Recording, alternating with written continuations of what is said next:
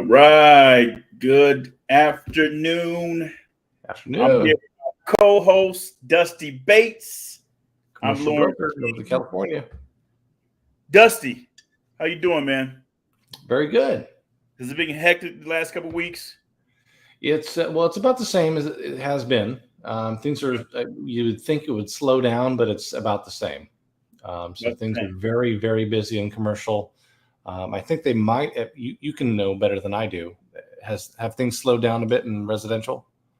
It did at one point, but now we're starting to get an uptick now. It's starting to Uh, change and transition a little bit. So, Still lots of activity in commercial right now. oh yeah, oh yeah, oh yeah. So it's heating up for you too as well.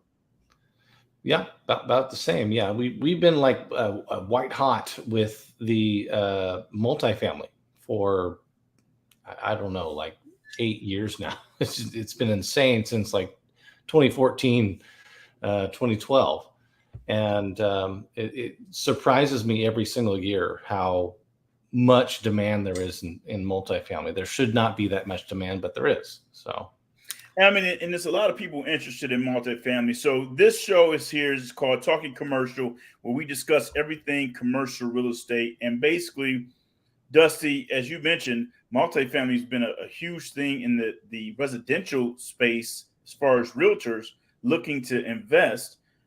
They've been becoming more interested in multifamily investing or multifamily in general. So I know that's been a huge thing for you guys for quite a bit of years, but I know it's starting to pick up and ramp up with the residential side as well. They're starting to transition from residential over to the multifamily space. yeah. Well, I'm out here in Northern California, out here in Sacramento, and so we've got a lot of people that are transitioning from like you've got the Bay Area, Yeah, San Francisco. yeah, I imagine you have a similar situation in like San Diego, some areas down there where a lot of money is coming out of those locations, or perhaps locations that have rent control that are right. starting to be, a little bit stricter. Um, and then there's flooding into areas like mine in Sacramento, where we're just getting more and more money that doesn't care what it costs. They're just going to buy it. And in that situation, Sacramento, is that rent control up there or what? I know the whole state of California has a rent control Right. thing. California has a rent control. I believe it's what is it, 10% annualized. Well, that's only for I think these next 2 years. I don't think that's And permanent. there's no real mechanism to control it, right? There's no mechanism to enforce that. But that's what you should be doing for California. Sacramento doesn't have anything yet. There's been some things proposed in different areas, but nothing yet has been in place. But so Okay. you've got two mechanisms. You want what is the law, and what's the enforcement mechanism to make that happen. So you have places like Alameda Island in the Bay Area. There's an island in the Bay called Alameda, and there's some heavy rent control there, but there's no real mechanism by which to enforce that. And so, people should be doing certain things in Alameda, but maybe they aren't. And the only way to enforce that is by the tenant to report that to the commission there, but the commission has no talent. They have no like teeth to enforce anything. Mm. And so those are the two things you want: is you want the rent control or the laws, but you also want how are we going to be able to enforce this in any area, or whether it's the state or a specific county or city. And a lot of places don't have that. Yeah, and that's recently I've been talking to a couple of people about landlord friendly states and where you want to invest if you're looking to buy investment property. And number one is number one place not to go to is California, like for investment. At I least would that's agree. how a ton of people feel. I feel. I just don't think it's just way too many. It's way too tenant friendly, I believe. But it's to each his own. Some people like the equity play more than the cash flow play. So with that being said, today's topic and what we're doing is we're going to analyze a deal with Dusty Bates, the commercial realtor. And this so happens to be a property that's in California. It's a 4-unit. It's smaller than the one we analyzed before on the last show. But this would probably make it easier for the audience to understand that it's something that's, they're not familiar with commercial or analyzing these OMs like this. So let's go ahead and bring this up. This is a gentleman that I know in California, in Southern California, that has this property right here. I don't know if is that large enough on there for us. Okay. But anyways, I don't know if it changes much, but probably just that. Nah, good. Yeah. Let's see how that looks. Nope, can't do that one either. So no, I think we're good right here. So this deal is where's this? In Van Nuys. This is in the Valley area of Southern California, Los Angeles area, Los Angeles County. And we're doing a blind, just so everyone's aware, we're doing a blind look. I've never seen this before, and we're going to look at it like a commercial broker. We're going to look at it as though I'm looking at this for the first time and seeing, number one, do I want to maybe list this, or do we want to put this in front of a buyer as a prospective buy? Right. Okay. So fourplex here. Okay. Well, let's. Do you mind if we go through the slides a little bit and let's rock? Let's rock. All right. So we got. I am not familiar with the city very much, so we'll have to do some dives into the comps here. I can see kind of roughly the age of the building, where it might be, and here's the P&L roughly. Mm-hmm. What should be the actual in the market P&L, and you can see here. I don't know if they did the same. This is the pro forma summary here. Yeah. So if you saw the one from before, this looks very similar to what we saw before, right? So this is the same kind of analysis that they put together. So whether it's a build out or RealNex or some other thing, a lot of them put together the same, very similar pro forma and actuals when we put the numbers in.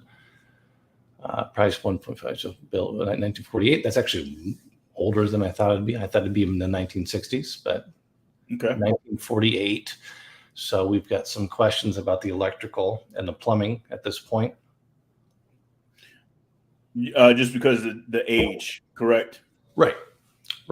So I've done properties where you may look at it and it's got the 3 prongs there on the outlets, and the person who remodeled it actually did not trade out the electrical. They actually just traded out the panels. The panels itself. Yeah. And so there's actually not 3 units there. It's actually just the 2-prong electrical. So when it's older, you want to make sure that's it's the case that it's been updated. And then as it gets closer to 1940, 1930, the plumbing as it relates to integrating with the city system could erode to a point where there's going to be a massive replacement needed. So you want to just make sure that's going to be an inspection for the plumber and for the electrician, just to make sure everything's take a look at some of the capital expenditures on it. Yeah, some things we're going to want to look at as things get older like that. Those are the 2 major things. Outside of that, you should be fine. And then so now in that situation, once it's inspected, am I coming back to try to trade down for these type of things, these issues that's going to come up? You're going to look at what they're saying. So the person who's presenting this to you is going to say, here's the property, here's the problems that we foresee, and here's the price. Now, if they don't include those, what you're going to do when you offer on this is you're going to offer on it based on what they're saying. So they're going to say it's this condition. They haven't brought up these plumbing or electrical issues. So you're not going to assume those. But and you might have a conversation with the broker at the time, but if during inspection period it finds out that there's a massive plumbing issue or a massive electrical issue, you're going to have to readdress that right at that time. So that could be something where you can have a credit, or you might reduce the price, or you might have them fix it before closing. But ideally, what a broker would do, if you're doing commercial brokering, you should put all the problems. I like to put all the problems up front, because then there's no retrading, and there's no right along the line. It's like here's everything that we see. Here's the problems. Here's actually how much it might cost, and here's our price. And then there's no surprises along the way like that. That could cause hiccups, not just trying to retrade things, but you're gonna have an issue trying to sell it if you have hiccups like that along the way. So make sure you disclose everything up front, even especially the ugly stuff is what you want. So I mean, mainly once you do get an accepted offer, you don't want to have to deal with these things where it may ruin the deal or not be able to close on the deal. So you want to bring all this stuff up front. So it's different in residential, where we don't really point out all the ugly stuff up front. We show all the great stuff, and then let the home inspector point out all the bad stuff. So if you know this in commercial, you suggest bringing it up front in the beginning. Absolutely, yeah. You want all the all the nasty bits, like I'm seeing here the year built, and I'm saying, okay, well, how's the plumbing, how's the electrical, right? When was that updated? Was it updated properly? We want to know that, right? So you're going to have some homework to do up front as a broker when you're listing these things, along those lines, because those questions will come up every single time. And every time someone else has to do that, that's going to be another hiccup that may shake loose your deal. And so you want to prepare your broker or your owner for these types of things. Like, hey, okay, here's the age of the building. Here's the kinds of things we want to probably do ahead of time. We want to, pest report. We want to inspect the plumbing. We want to make sure the electrical's up to date. And if not, we want a report, a CPA, a commercial property assessment that outlines all of the issues that may come up, right? Okay. I would prefer that, because the other side is we spend a bunch of time and then someone does those and then they come back with a much larger price reduction than we're expecting. And then we have a back and forth and maybe that falls through, and then, or we have to go back on the market, right? We don't want to do that. We want to do that up front and then make the deal happen. Yeah, you definitely probably don't want to have your seller, your seller probably be upset if this thing falls through after that. Yeah. Okay, cool. Yeah. And I've had that happen before, where a property will go into contract once or twice, and it falls through twice, and then all of a sudden now it's going off to another broker. It's not yours, right? I've had that happen myself, and you don't want that. You want to prepare your client ahead of time, and here's what you want to do. And maybe that's a tough conversation, but you want to do that right away. Let me ask you this question: do you have a certain amount of terms in your listing for that property? Like, are you like, hey, I'm in a contract for 90 days, or I'm in a contract for 30 days? Mm-hmm. Like, what are you guys signing as far as with the seller?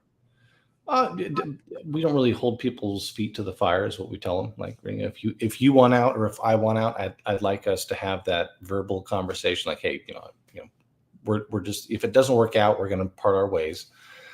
Usually it'll be at least a 6-month contract, right? And it depends on the market, right? So if it's a super hot market, it depends, but it could be at least 6 months, could be up to. What's the average? About 6 months. It's about 6 months average. Okay.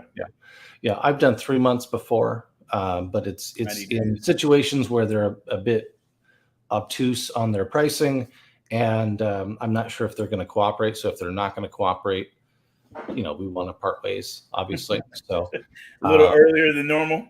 Yeah. So we'll say, hey, we're going to adjust after 30 days, see what the market tells us. And if after 30 days they don't want to adjust, I'm not going to spend a bunch of my marketing dollars Right. on a property. It's not going to work. So we're just going to part ways. So I've done 3 months, but 6 months is probably average. We're hoping to get it in a couple months, right? 1 or 2 months. Right. Sold. But that depends on the market. 6 months. Okay, gotcha. All right. And I'm reviewing this as we're talking. No, and that's fine. We have. Yeah, I was just wondering, as far as like for residential, it's 90 days standard, right? Okay. Commercial, you're saying is 6 months standard, right? Well, you have the same type of stuff in commercial and different product types for inventory levels, right? So you've got 3 months of inventory, 2 months of inventory. I think what is in residential, it's like 4 months of inventory is, yeah, it's level standard, right? So it depends on the inventory level. We might sign a more aggressive or less aggressive lease agreement, but we'll usually float around 6 months. It's fine. Okay. So I've got a market cap rate of 6.37, a cap rate of 4.53. So this is Southern California, right? Yes, this is Southern California. Okay. Los Angeles County. Not surprising. You've got your GRM. What does GRM stand for again? Gross rent multiplier. That's right. There we go. I'm getting it. So we got a market GRM and a. What is that GRM at? What does it say is? So since the GRM is 14.24 and the market GRM is 11.19, which is what they're saying is the rent is way below market. Right. So that's the main, I think, flex point for them is saying, hey, you could increase the rents. There's not a whole lot of reduction in expenses, I would expect. So let's look over here. So expenses, if you look at actual versus market, they're pretty much exactly the same. Yep. So one thing I would note is the taxes are going to change depending on the price point. Insurance. We've talked about Timmer before: taxes, insurance, management, maintenance, utilities, repairs.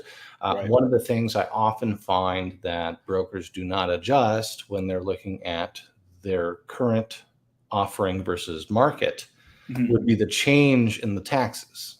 Okay. Right. So we've got a price point of 1.450. Let me pull my calculator up.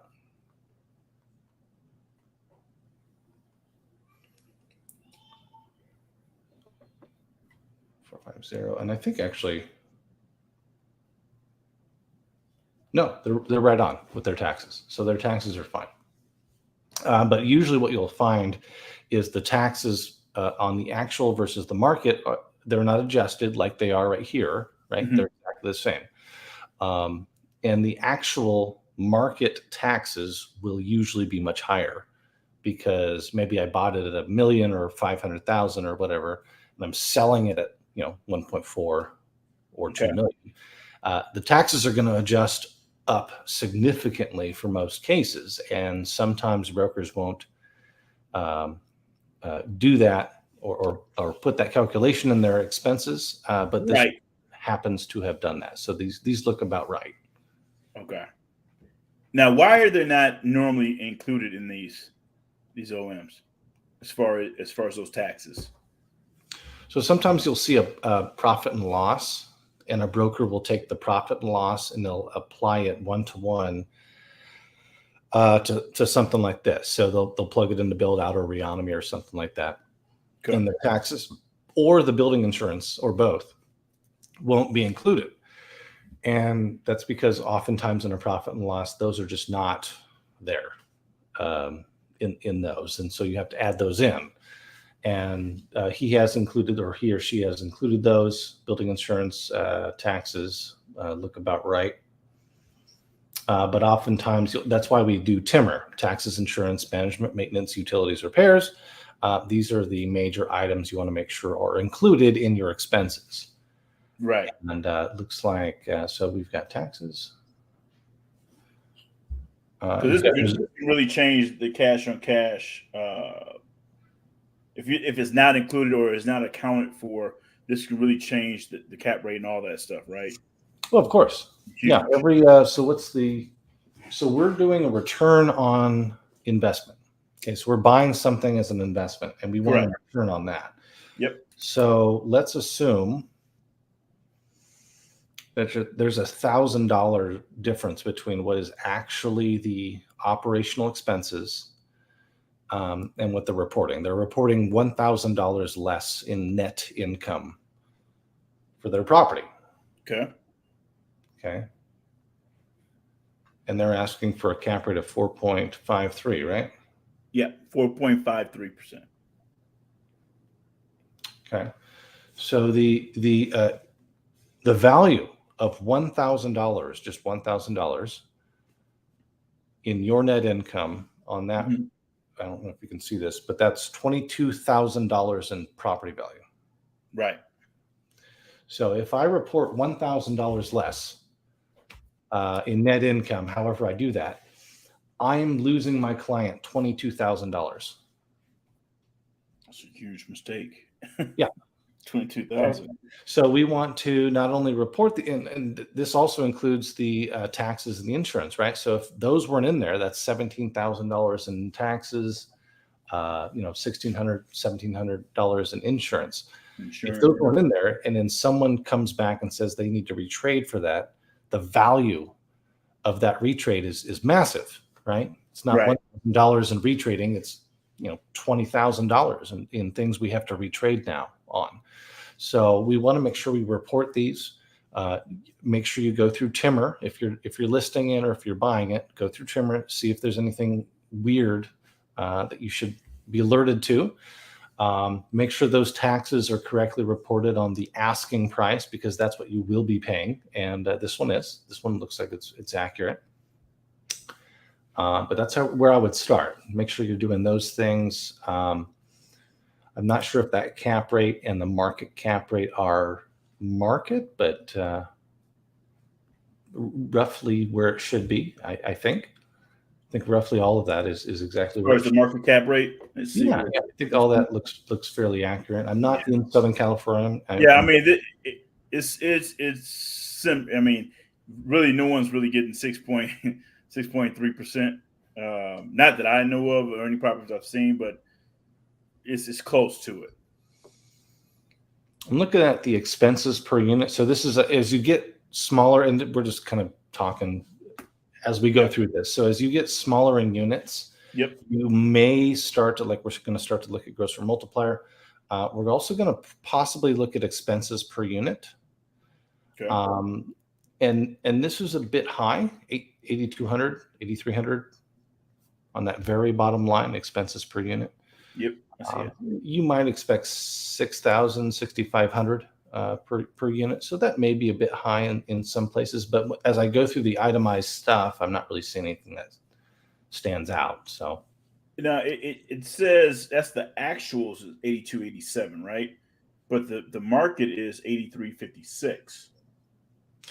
Based on the numbers they're reporting, right? So on the right side, their expense numbers are roughly the same, a little bit higher, a couple $100 higher. I see it 2.9. Okay, no, right. So that's where the very first thing I wanted to look at is are the taxes accurate to the price point? And they are. So they've done the right thing there. So the actual taxes are probably likely lower what they're actually paying. Okay. But what they're doing here for the marketing purposes is they're reporting it correctly, which is good. But yeah, that expense per unit is a bit high. Okay. Though I don't really see anything standing out as odd. What do you think that expense per unit should be? Like where are you looking around? Where should you want to be around 6,500, 6,000 for a 4-unit? Yeah, it's going to be higher as you go lower in units. So that might be appropriate. If you've got like 20 or 30 units, your expenses are going to be lower. It's going to be like 4,500 or so per unit. Maybe 5,000, but around 5,000 should be roughly doable, Okay. depending on age of the building and different stuff, of course. But I don't see anything sticking out here as weird. I see the income changing significantly, like we talked about. Right. And usually you would expect some of your expenses to go up as your rent goes up, right? So if we're just changing the rent, we're going to have much pickier people. We're going to call out for repairs much more often. Right. And so our repairs should go up, even if it's the same building. But we don't have that here, which is fine. That's not uncommon to see. It's just something to be expected. All right. So that's the current rents, and then the performer rents, what could be, or what should be, or may be. So we have, what's that per foot? So we've got the same per foot roughly. Was it? I'm a numbers guy, so I want to run the numbers on these things usually. So we got 7, 1, 2, so 2 ones, roughly the same. But you've got, so we've got rents as far as $23.75, and as low as $16.93. 15.58 is the lowest one on there. Ooh. There is a lot of room to improve here. How about that? So there is, oh no, 2650. You're right. Lots of room to improve. I mean, that's a nice little gap there. I mean, to force that value add there on 2 of the units, right? Really, 3 of the units, because that bottom one's getting $23.75. Wonder what you can do there. So $345 a foot is what we're looking at here. Yeah. So this is what you want to see. You want to see an existing unit at your market rent. That's what you want. Right. That establishes we can do it because we already did it. And so now we can very confidently say, yeah, we can do the other units roughly the same and establish this rent, which ends up being, $27,000 more than what they're getting right now. So I think there's a strong case for that, because they're actually getting it. So I'm assuming these are some of the ones that have been turned. This unit here, remodel. I don't know if they have more than this. I think that's the last slide. So they just have the 1 unit. So I think that's the one that probably went for the 2650. Right. So this is a building in the 1940s, 50s. Question here would be: is this 2650 rent from this unit that has been turned? And if so, what are our needs for turning the other units into this? Because you can clearly get the rent there, but is it going to take us $20,000 to do so? Right, and that's what we need, that cost per unit, right? As far as to repair, replace, whatever inside, we need that cost per unit, or assume the cost per unit, correct? If we're looking back here, you see these guys here. So we've got the market rent is what they've proposed for unit 2. Is unit 2, my question is unit 2 this one right here that they've turned? What was the cost to take it from where it was to this? And I'm assuming the other 3 units are going to need similar work, right? So I just need to know that. But I think the one we did last time, they were saying the rents were way above where they should be, and we thought there's a big gap. It was very ambitious. I don't think this one's ambitious. I think this one we want to find out just what the repair cost is going to be to rehab these guys. Right, for the other 3 units, right? Well, the one of the units is getting $23.75. So I wonder if, I get what you're saying. So we got to find out: is this the $26.50 or this is $23.75? Because if it's $23.75, this might be a good decent deal, or If you can get is this the 2650, right? right, or is it the 2375? Is what I was saying. Like, Right. No. So my question is, what does it take for these other 3 units to get to 2650? Is it going to cost, $15,000-$20,000 each, or is it going to cost some paint, or is it just some paperwork? so let's go off of this. Let's say it's $1,500 each unit, right? Mhm. To get to that 2650 mark. Right. Let's say that number. How are you looking at this now? If it's 1,500 per unit. So 1,500. Let's assume all 4. $6,000 total. That's virtually nothing, right? So you look at the change in the rent, the return there's no question if you want to do that. If I'm going to spend $6,000 to, I don't know what the math is there, but it's, basically get $3,000 more a year. That's a 50% return on my money immediately, right? Yeah, so if I'm going to spend $6,000, are we saying 15,000 per unit, right? Oh, I thought you were saying 1,500. I'm sorry. I meant to say 15,000 per unit. So it's 45,000. We're going to look at the return. So the return, I guess, would be roughly, let's assume 3,500 a month. Is that right? No, 3,000-ish. But even then, 3,000 more in income, or they're saying 27,000 more in income would cost me 60,000 roughly. Right, and that's what I was going to ask you. So you're taking, even though that 1 unit is already turned, we're assuming, right? You're still going to calculate 4 units as far as the 15,000. I mean, you don't have to. I'm just using rough numbers. So let's use 3 units. Let's assume 1's remodeled and 3 units need 15,000. So that's 45,000, right? 45,000. 3,000 extra a month. Is that what that shakes out to? So 45,000. No, let's do 2,500 a month. Okay. 2,500. So that's 30,000 extra dollars a year. Okay, and their numbers here on this last slide here say there's an extra 27,000 or so. So roughly we're in the neighborhood using these numbers, but $30,000 divided into, what was it, 45? 45. We get a 66% return annually. I think that's a good investment on your money, right? Right.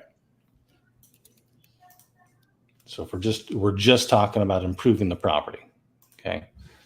This is not exterior. This is only interior that we're accounting for right now. This would be like if we're talking about doing 15,000 a unit to bring it up to this, yeah.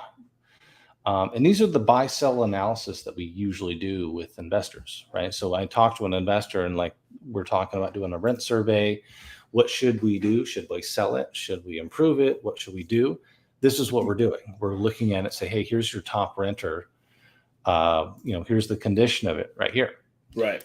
We're going to look at, what would it take to increase the rest of the rents to the rent that this is paying? And if that's $15,000 and per unit, and we can increase your net revenue by $30,000, let's do it. Right.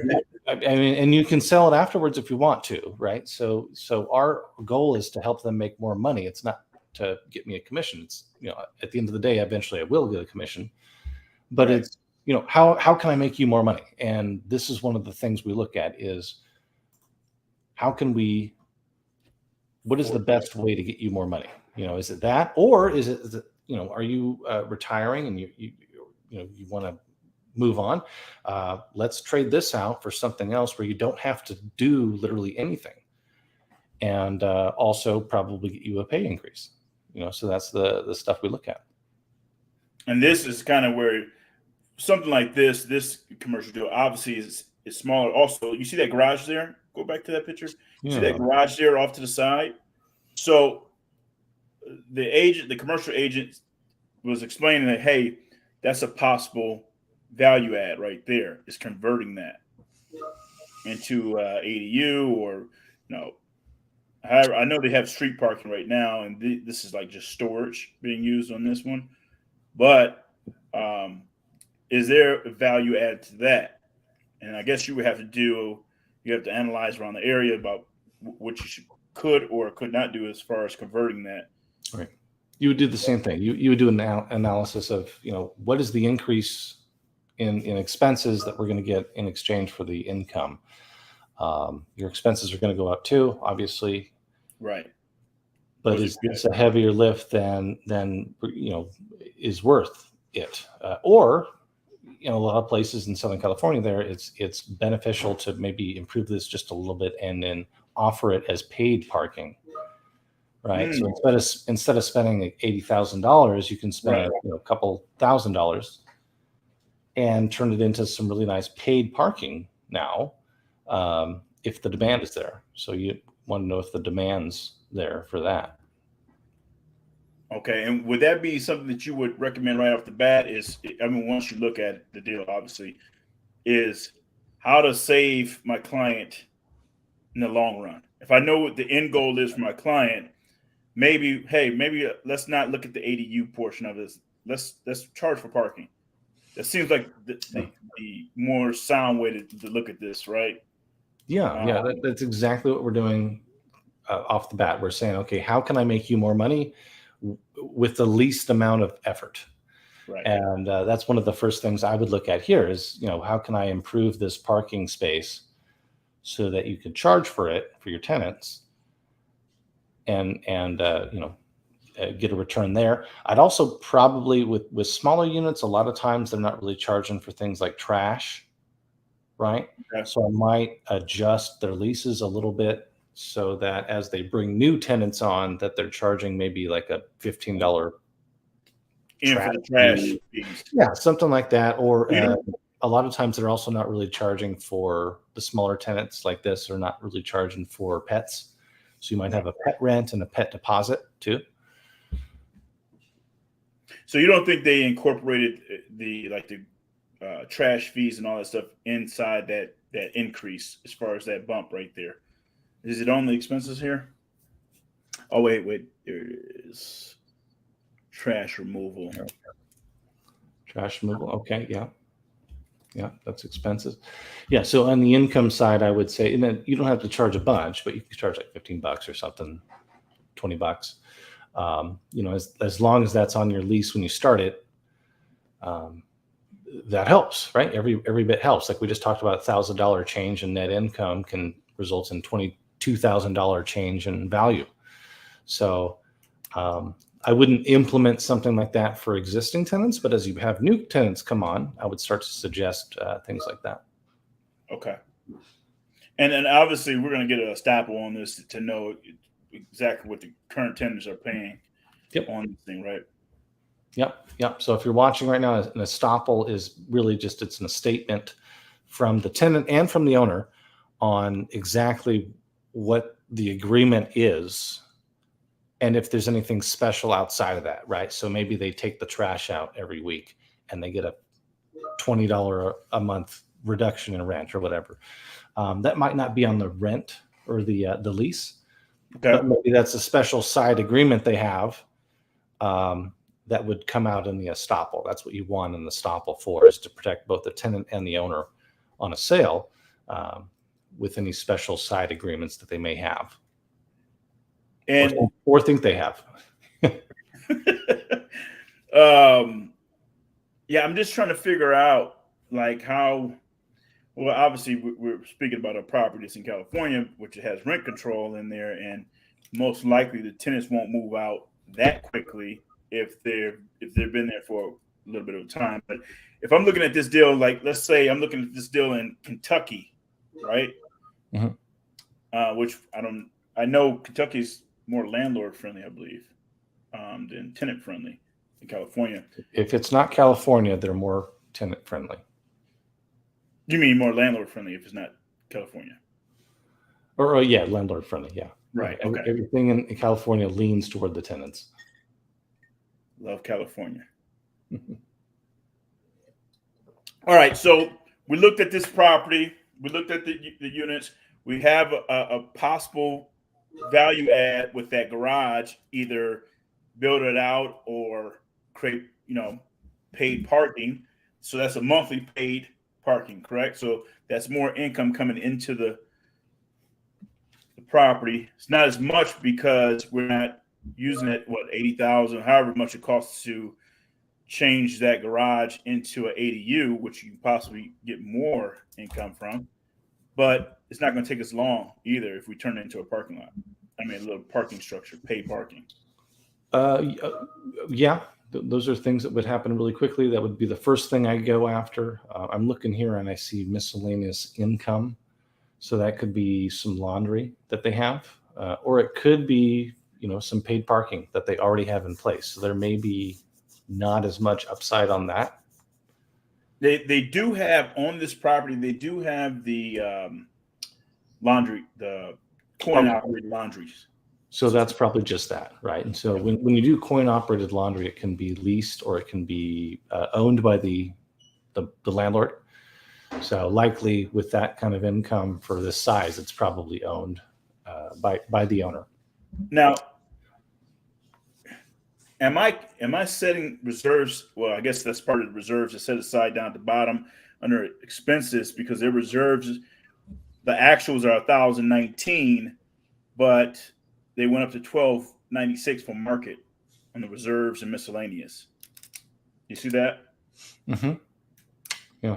So am I assuming that I'm putting a certain percentage to the side for those coin operated machines to be going out of commission in 5 to 10 years? I'm putting a certain percentage to the side for that, right? There's a couple things we don't see here. We don't see the management. Property management. Right. I think this one is self-managed, by the way. Right. So likely what they're doing is they're servicing all of these themselves. Okay. So depending on what you want to do, you could part that out to someone else, or you could manage it yourself still. But yeah, you want a reserve of some sort for all manner of things. I mean, something this small, I think you could self-manage. For sure. Yeah. Yeah. When we start getting into, I think, what was the one we did last time? Was it the 6 unit or 12 unit? I think it was 10 units. 10 unit. Okay. Something like that, I will go ahead and make sure is our property managers on site and all that good stuff to manage that type of thing. Yeah, right. Like a gray area between like 15 units and 40 to 50 units, where it's like, does it make sense for me to keep running this thing, or is it better to have someone else help me? And then, how quickly can I do a full-time person to run that? And so there's like that weird gray area where it doesn't make a whole lot of sense to have a full-time person up till 40, 50 units running something. So you kind of have to step in there. I think that was me. Sorry about that. Okay, so this deal, after looking at these numbers, right? We're looking at the expenses. We see the expenses. We see the income, right? The actuals and the market. What do we think about this deal? I think they're reasonable with everything. Okay. Expenses might want to be beefed up a little bit on the market side as you increase those rents. I also think there's an additional opportunity likely for the parking that they haven't included here. So you may, on your end, as someone looking at this, think about, hey, maybe we could actually beef up and have some paid parking too, in addition to the this miscellaneous income, which is the laundry. So you might have some more there, not a whole lot more, but some more. I'd also consider 70% of the people who rent own pets. So you should probably have like a $10 or $15 a month pet rent too. And then plus deposit, deposit. always get a deposit for that extra deposit. So there could be some extra there too. So there's some more extra in addition to this that I think you can get. It's just not a 4-unit is not as appealing as the 10-unit we looked at. Like this doesn't excite me. Well, it's an older building too. So you Right. you look at, like, maybe you get into, you get into it and then you start opening things up and there's a lot more work to be done than you thought. So that could be a problem too. I'm not super. I wouldn't be, as an investor, I wouldn't be super excited about it. But it is. Out of all the deals you've done, I mean, that you've dealt with across the United States, would you run from this? Not necessarily. I wouldn't be excited about it. But the number's not bad. So it depends on what you're doing. Like, are you, trying to make as much money as you possibly can? Are you going to try and find the best investment as possible? Probably yes. I would run away. If you have some money that you need to place somewhere, this will be one of those. Yeah, I might more of an equity play on this than the cash flow. Yeah. Place it in here, make some adjustments, and then just hold it. And then hop in some triple net leases, sell it and hop in triple net leases, huh?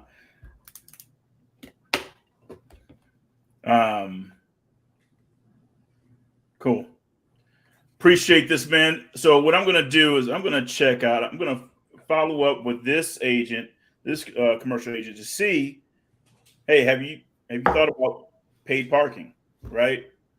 Yeah, you would know better than I do if paid parking there's a demand for that. Parking, yeah, because I know in downtown Sacramento here, that's a big add to any rental. Yeah, so, definitely. Midtown too, down over there in Sacramento. Mm-hmm. Right. I know a little bit about Sacramento up there. Okay. So, but parking is a demand over here in this area, Van Nuys. It's not a lot of permitted parking, but it's limited parking as far as everyone's parking on the street. So it's hard to find. Yeah, covered parking is certainly a demand, I would think. And then I would also talk to them about adding in, dishwasher, garbage disposal kind of stuff, simple things that you could do to add to the value of the unit. When you add these things, don't you think it'll be more of a headache? Because when those things break down, you get more calls, right? Obviously, this is a 4-unit. It's not so much of a concern, but the 10 units, the 20 units, 30 units, 50 units, when you adding these things, I know it's more of a, hey, it looks good and it's more attractive if all appliances are included. But I just think that's more of a headache for calls when those things break down. What would that cost? If you look, let's say a decent dishwasher, you're not going to put the high end stuff in there. Let's say a decent dishwasher is, let's say, what, $2,000 or less. I have an expert here with me. One moment. Actually, dishwasher should be around $600, not $2,000. I think dishwasher. Let me look that up. It's a good question.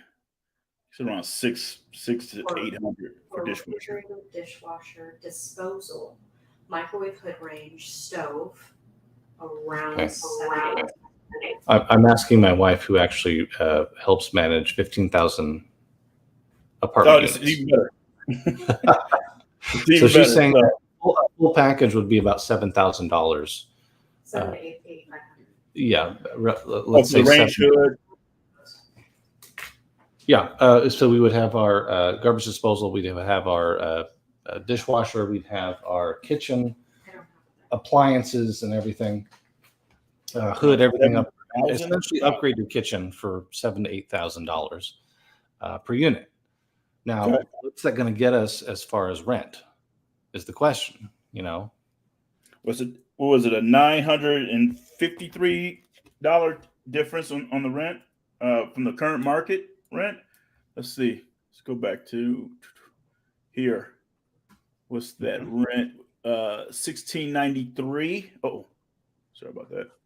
1693, right? What was that? Their market rent's $26.50. 650. All right. And the current rent is what, 1693, right? So 957 is the difference. Yeah.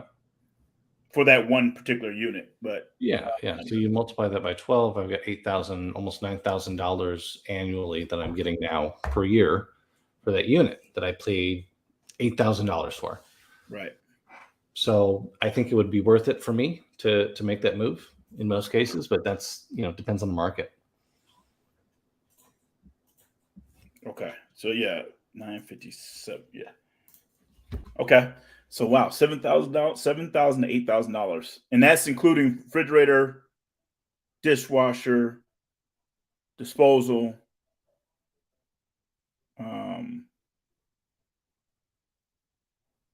What do we think? Oh, I think I've got the expert trying to tell me okay. all the expert stuff. She's trying to give me all the information. We need to get her on the show. We should actually, because Yes, we should get her on the show. roughly, the full upgrade like we're talking about, right, that we're looking at here. Yeah. Maybe $12,000 to $15,000 total is what she's talking That's about. Flooring, sinks, countertops, cabinets, everything. Fixtures, yep. New fridge. We got our dishwasher, all that stuff. Yep. So what did we say? We said we budgeted $15,000 to swap out these units once they vacate, right? $15,000. So we're around the ballpark. So yeah, we got a little buffer we in did there. okay. Thank you. We did okay. We did okay. Yeah, let's get her on the show next time. Let's get her on. You know what? I want to analyze another deal. If we can do this next week, let's analyze another deal and let's get her on the show. We're going to do a larger deal though than this. Sure. Let's look at that. Let's look at the unit size. Now, is she going based off of square footage that we currently have on this one, or like how are they just the rough? Because it's just the basic parts, right? So it's the kitchen area and then it's the bathrooms area. So it's not really dependent on square footage necessarily, but she can get more granular if we have her on next week. Awesome. I appreciate this. Dusty Bates, as always. Anyone watching us, please smash that like button, subscribe every Thursday, 1 p.m. Pacific Standard Time. I'm Lawrence King with my co-host, Dusty Bates, commercial broker. We do this every Thursday. We're back at it. So tune in, smash the like button, get us some followers, please, and thank you. Dusty Bates, as always. I appreciate it. See you next time. Take care.